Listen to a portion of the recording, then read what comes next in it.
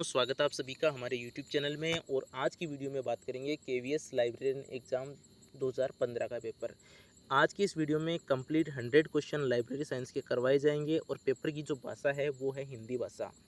अगर आपके पास में इंग्लिश भाषा का पेपर हो तो आप हमें व्हाट्सअप कर सकते हैं ताकि आपके जो भी डाउट रहे वो हम आपको यहाँ पे क्लियर करवा सकें। तो सबसे पहला क्वेश्चन लेते हैं। और आपको बता दूं आज का जो ये वीडियो है ये आपके सितंबर 2022 में होने वाले राजस्थान लाइब्रेरियन का जो एग्ज़ाम है उसके लिहाज से काफ़ी इम्पोर्टेंट है। तो राजस्थान लाइब्रेरियन की जो तैयारी कर रहे हैं वो जितने भी ओल्ड पेपर हुए हैं उन सभी की तैयारी ज़रूर कर लें, उन सभी को एक बार ज़रूर पढ़ लें। तो सबसे पहला क्वेश्चन लेते हैं। भारत में विकास के रूप में सार्वजनिक पुस्तकालय का शुरुआती आंदोलन प्रारंभ हुआ। इस प्रश्न का सही उत्तर हो जाएगा बड़ौदा, ऑप्शन नंबर सी। अगला क्वेश्चन है।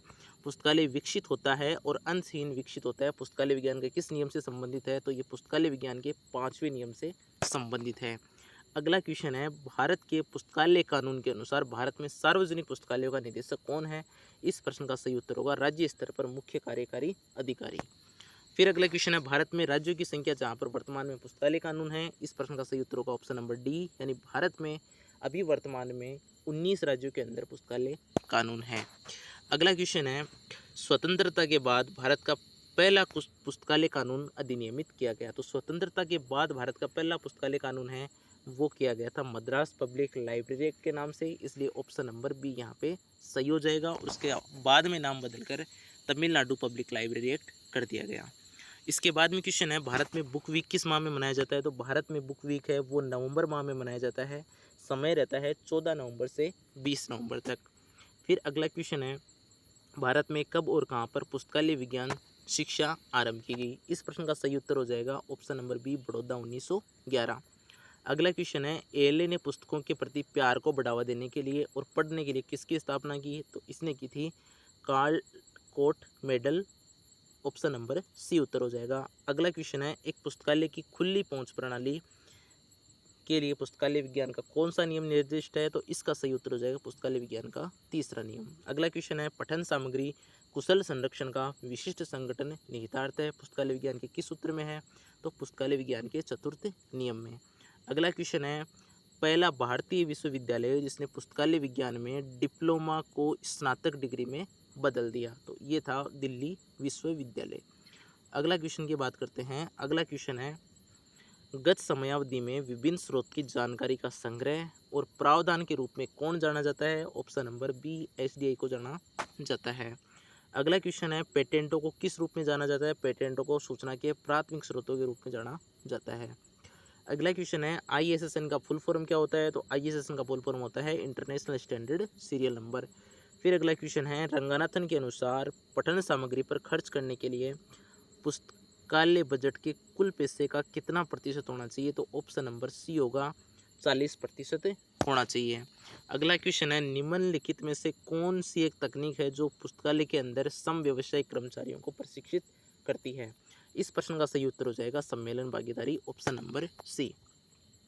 नेक्स्ट है। प्रबंधन का महत्वपूर्ण पहलू है। दोस्तों यहाँ जो लैंग्वेज है हिंदी भाषा, ये काफ़ी डिफिकल्ट है। इस पेपर के अंदर जो भी दी गई है, अगर आपको इंग्लिश का पेपर अवेलेबल होता है तो हमें ज़रूर उपलब्ध करवाइएगा ताकि आपके जो भी डाउट रहते हैं वो क्लियर करवा दिए जाएंगे। तो यहाँ पे हम सीधे क्वेश्चन और आंसर की ही बात करेंगे।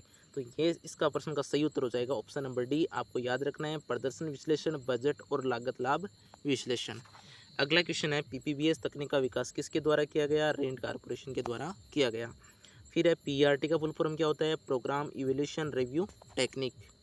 अगला क्वेश्चन है। कब शून्य आधारित बजट सर्वप्रथम तैयार किया गया? 1970 में किया गया। किसके द्वारा तैयार किया गया? आप कमेंट बॉक्स में जरूर बताएं। किसके द्वारा सूचना के 5 चरण तैयार योजना के 5 चरण तैयार किए गए? तो योजना के 5 चरण किसके द्वारा तैयार किए गए? हेनरी फेयोल के द्वारा। अगला क्वेश्चन है। पुस्तकालय का वर्गीकरण प्रणाली किसको अंजाम देता है? तो यहाँ पे अपना ऑप्शन नंबर डी होगा। एक तो हो जाएगा केवल पुस्तकालय की दिनचर्या का विकास, कार्यों सेवाओं में सुधार और प्रदर्शन का मूल्यांकन। अगला क्वेश्चन है। थीसिस किसका उदाहरण है? तो थीसिस है वो आपका पारंपरिक दस्तावेज, कन्वेंशनल डॉक्यूमेंट का उदाहरण है। अगला क्वेश्चन है। किस वर्ष पुस्तकालय विज्ञान के 5 कानून प्रकाशित हुए? 1931 में प्रकाशित हुए। यूजीसी ने शैक्षणिक पुस्तकालयों के लिए प्राप्त अनुदान को क्या कहा है? तदर्थ अनुदान या एड होक ग्रांट। अगला क्वेश्चन है। वर्गीकरण सूची में मुख्य प्रविष्टियों की क्या व्यवस्था है? मुख्य प्रविष्टियों की क्या व्यवस्था है? वर्गीकृत योजना के अनुसार है। अगला क्वेश्चन है अनुक्रमण आवधिक हमें क्या प्रदान करता है? तो इसका सही उत्तर अपन देखेंगे तो हो जाएगा लेखों का पूर्ण बिब्लियोग्राफिक डिस्क्रिप्शन। अगला क्वेश्चन है आईएनबी की आवर्ती, आईएनबी की फ्रीक्वेंसी होती है मासिक। फिर अगला क्वेश्चन है आईएनबी में शामिल भाषाओं की संख्या 14। नक्शे एटलस चार्ट आदि का संग्रह कहलाता है एटलस। अगला क्वेश्चन है दस्तावेजों का अनुवाद। देखो दस्तावेजों का जो अनुवाद होता है वो सूचना के किसी भी से डिफाइन नहीं किया गया है, इसलिए ऑप्शन नंबर डी सही उत्तर हो जाएगा। फिर है वे स्रोत जो मुद्रित प्रपत्र में मुख्यतः उपस्थित होते हैं क्या कहलाते हैं? दस्तावेज कहलाते हैं। अगला क्वेश्चन है पुस्तकालय योजना में संख्याओं को किसके द्वारा अभिकल्पित और संपोषित किया गया है? तकनीकी अनुभाग या टेक्निकल सेक्शन के द्वारा। एक डेटाबेस किसका संग्रह है? तो यहाँ पे अपन देखेंगे मशीन में पठनीय रूप में रिकॉर्ड। अगला क्वेश्चन है ई पुस्तकों से क्या तात्पर्य है? तो ई पुस्तकों से अपन देखेंगे तो इसका जो सही उत्तर हो जाएगा इलेक्ट्रॉनिक रूप में उपलब्ध कोई भी पुस्तक। अगला क्वेश्चन है वर्गीकरण की किस योजना में 999 संख्या फ्री एक्स्ट्रा टेरिस्ट्रियल विषय है? ऑप्शन नंबर सी हो जाएगा, कॉलन वर्गीकरण में भी है और डीडीसी के अंदर भी है। अगला क्वेश्चन है एक टाइटल जो आंगिक रूप से सब्जेक्ट के लिए प्रासंगिक है वह क्या है? बुनियादी विषय। अगला क्वेश्चन है कैटालॉग कोड जो वर्णन के 3 लेवल बताता है, 3 स्तर बताता है उसका, तो अपन ये देखेंगे ऑप्शन नंबर डी सही उत्तर हो जाएगा। एक तो ट्रिपल सी होगा, एक WCR2 हो जाएगा, एक डिक्शनरी कैटालॉग कोड हो जाएगा।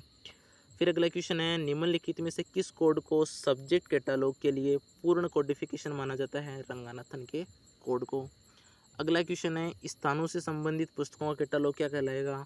तो यहाँ पे अपन देखेंगे इस प्रश्न का सही उत्तर ऑप्शन नंबर सी हो जाएगा, व्यापार कैटालॉग। नेक्स्ट क्वेश्चन है एक डेटाबेस में सूचना का भंडारण और निरूपण तथा प्रसंस्करण। डेटाबेस में एक तो सूचना का भंडारण यानी स्टोरेज, निरूपण और प्रसंस्करण की प्रक्रिया क्या कहलाती है? सूचना प्रक्रम। अगला क्वेश्चन है क्रियाओं का अनुक्रम जिसके परिणाम स्वरूप अपेक्षित जानकारी प्राप्त होती है क्या कहलाती है? पुनर्प्राप्ति प्रणाली। अगला क्वेश्चन है CDS ISS पैकेज का माइक्रो संस्करण किस भाषा में लिखा गया है? पास्कल भाषा में लिखा गया है। कंप्यूटर की किस पीढ़ी में निर्वात नली वैक्यूम ट्यूब का प्रयोग हुआ? पहली पीढ़ी में हुआ। निम्न में से किस स्मृति में से कौन अस्थिर है यानी स्थिर नहीं है? तो वो हो जाएगी रैम, ऑप्शन नंबर बी। फिर क्वेश्चन है 8 बिट की स्ट्रिंग क्या कहलाती है? बाइट कहलाती है। UGC पुस्तकालय समिति के अनुसार पुस्तकालय अध्यक्ष कर्मचारी किस श्रेणी के अधीन पुस्तकालय अध्यक्ष समूहबद्ध है? शिक्षण श्रेणी के अंदर आएगा। किसमें यूजर के सर्वेक्षण सबसे उपयोगी हैं? सार्वजनिक पुस्तकालयों के। नेक्स्ट है निम्न में से कौन सा पुस्तकालय प्रयोक्ता शिक्षा से संबंधित है? PNAP। नेक्स्ट क्वेश्चन है पाठकों की शुरुआत का क्या अर्थ होता है? अभिविन्यास। इसको आप देख लेना, थोड़ी हिंदी इसकी डिफिकल्ट है। कौन से मिस्र के राजा ने अपने पुस्तकालय को आत्माओं के लिए चिकित्सा का स्थान कहा? अमेनमेस। खुली प्रवेश प्रणाली पहली बार किसके द्वारा शुरू की गई? British museum.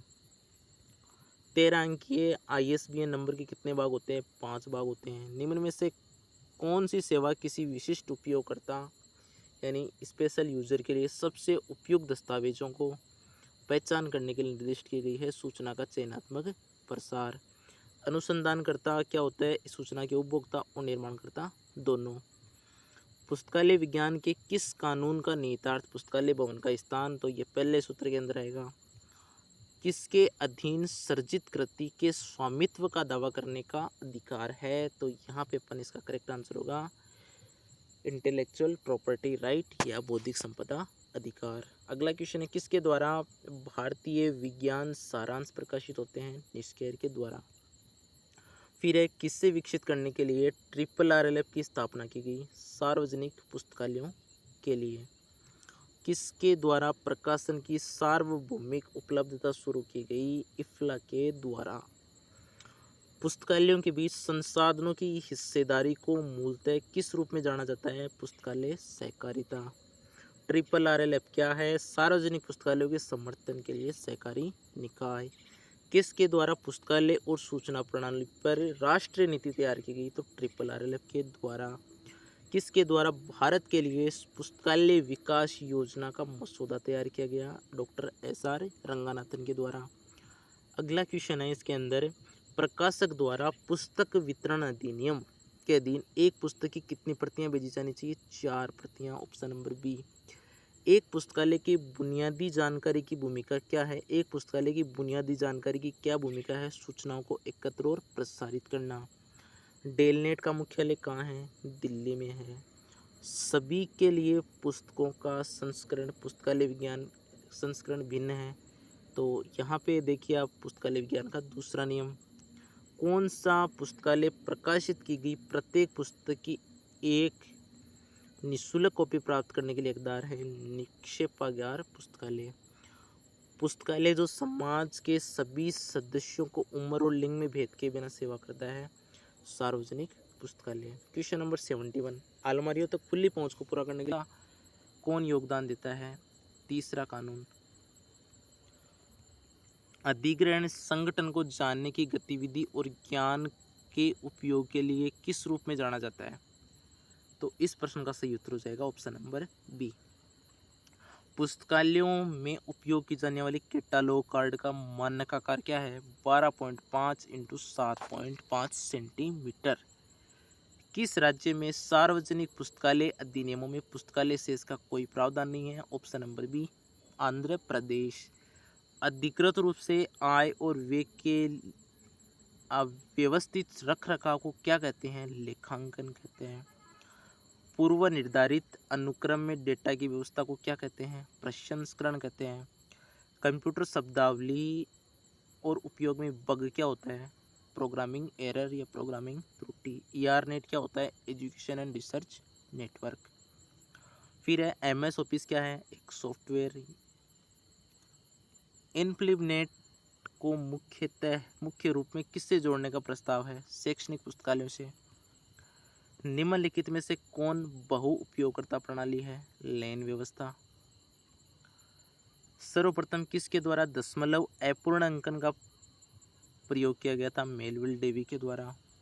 मॉड्यूलेशन का सिद्धांत किसके अधीन आता है? श्रृंखला। उन लोगों के बीच बिना किसी विशेष व्यवस्था के संस्थानों का एकत्रीकरण क्या कहलाता है?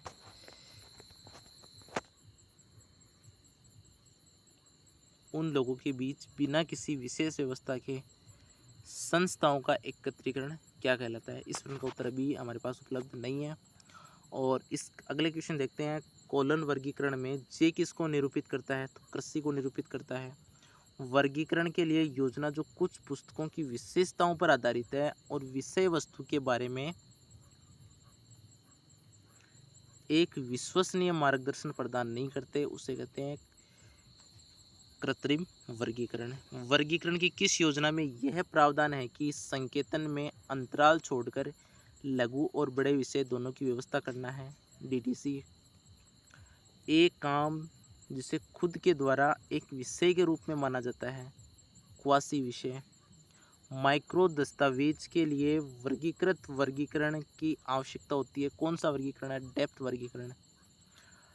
जयपुर की जलवायु के बारे में जानने के लिए उपयुक्त संदर्भ स्रोत है गजेटियर। कौन कंप्यूटर प्रोग्रामिंग भाषा नहीं है? आस्की की फुल फॉर्म आप कमेंट बॉक्स में जरूर लिखें। अनुरेखण अनुभाग की पहचान करने में कौन सहायता करता है? जोड़ी गई प्रविष्टि। किस रूप में कैटालॉग संदर्भित है? साधन। किसके द्वारा भारत में ओपन जनरल एक्सेस सिस्टम प्रबंधित है? इनफ्लिबनेट के द्वारा। किसके द्वारा यह कथन दिया गया है कि सूचना उत्पाद और विषय इंपॉर्टेंट क्वेश्चन? जे मार्टिन। मार्ग 21 में विषय पहुंच क्षेत्र है? Option number C. डिजिटल पुस्तकालय फंक्शन में शामिल है? ये सभी चीज़ें आएंगी। सर्जित करना, अधिग्रहित करना, भंडारण प्रबंधन, सारण और समीक्षा। Option number D. किसके द्वारा डेटाबेस में स्थित शब्दकोश नियंत्रित होता है? मानक फाइलें, प्राधिकरण फाइलें, दोनों। CCF ग्रंथ सूची दस्तावेज किसको संदर्भित है? डेटा स्थानांतरण, डेटा क्षेत्र के लिए मानक टेक। ये ऑप्शन नंबर बी सही उत्तर हो जाएगा। और शोध गंगा किसका भंडार है? ई थीसिस का। तो यहाँ पे आपने देखा कि 100 क्वेश्चन थे लाइब्रेरी साइंस के। कुछ क्वेश्चन की जो भाषा है वो हिंदी भाषा में है जो जिनको समझना बहुत ज़्यादा मुश्किल है, बहुत ज़्यादा डिफ़िकल्ट है, उसके लिए मैं आपको सॉरी बोलता हूँ। अगर मेरे को इसका इंग्लिश वर्ज़न मिल जाता है तो मैं आपको इसको इंग्लिश में ज़रूर करवाऊँगा, अच्छे से समझा के करवाऊँगा। हिंदी भाषा में यहाँ पढ़ने में थोड़ी दिक्कत आ रही थी, इसलिए इसमें आपको भी दिक्कत आएगी। पर तैयारी करने के लिए, रिवीज़न करने के लिए आपको ये पेपर ज़रूर पढ़ना चाहिए। और इस वीडियो को देखने के लिए आपका धन्यवाद। आपको जो भी पेपर पढ़ने हैं, जिन भी अभी अपन 10-15 दिन केवल पेपर ही करवाएँगे, तो आप हमारे को पेपर भेज सकते हैं। हम उसके आंसर की के साथ वो उसका सॉल्यूशन करवाने की कोशिश करेंगे।